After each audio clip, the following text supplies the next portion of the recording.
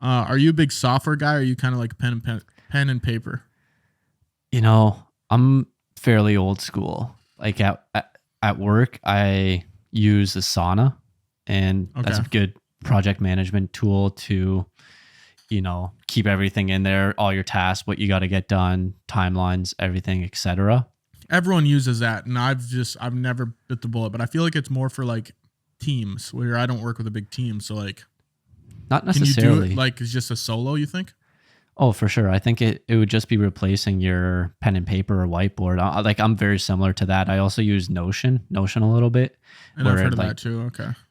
yeah, I think I mentioned that to you. And but at the same time, I'm like, what? I have it in like three different spots. I got whiteboard, pen and paper, Notion. So I got it everywhere. And like the whiteboard, main thing with that is to see it every day. And like, Hmm. it's right next to my bed.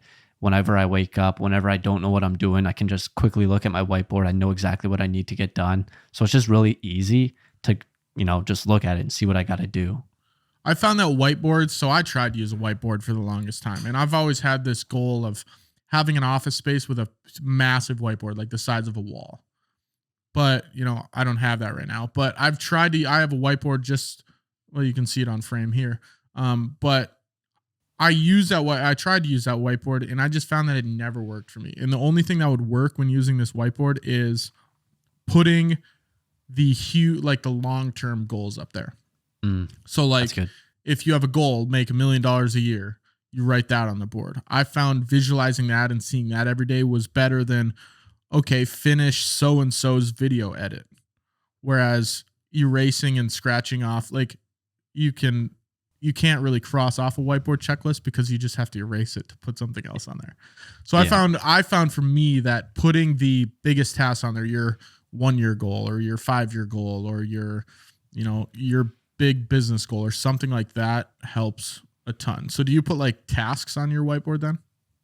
Yeah, I do a lot on my whiteboard. I do a little bit too much, but it gets a little cluttered, but it works for me. And that's the thing. Like we're all different, and what works for one person might not work for the other, and vice versa.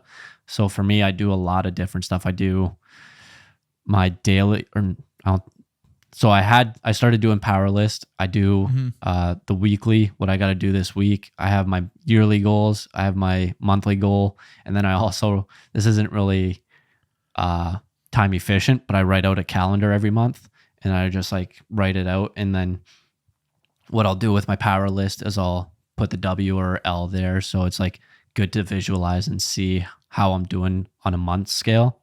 Do So you use like maybe this is in Asana or Notion? Do you use like a calendar that would be similar to Google Calendar? I don't. I don't know. I've just, I don't know. I've just never used it. Like the calendar on my whiteboard, I started adding like days. Like Okay. for my side hustle, I'll be like, I got this day, I got to film. That day, I got to film. So it's Mhm. just like for me to remember. But I don't know. I feel like I'm fairly decent, but like at the same time, in the back of my head, I'm always like thinking like, did I forget something? So that's why I Yeah. like to write it out. So just so I know for sure, One like when.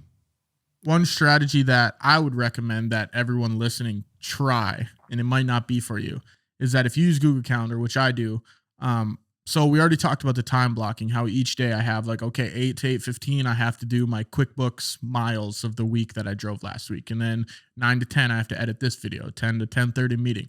So that time blocking is set out. But in Google Calendar, you can do tasks and reminders. So one thing that I know I have to do every day is I have to post for our business podcast that my company runs. So every single day we have to post a clip from that podcast. So in my Google Calendar, I will have a task that repeats every single day that says post clip for my business podcast. And if I don't do that, I can't click check is done. So then it moves to the next day.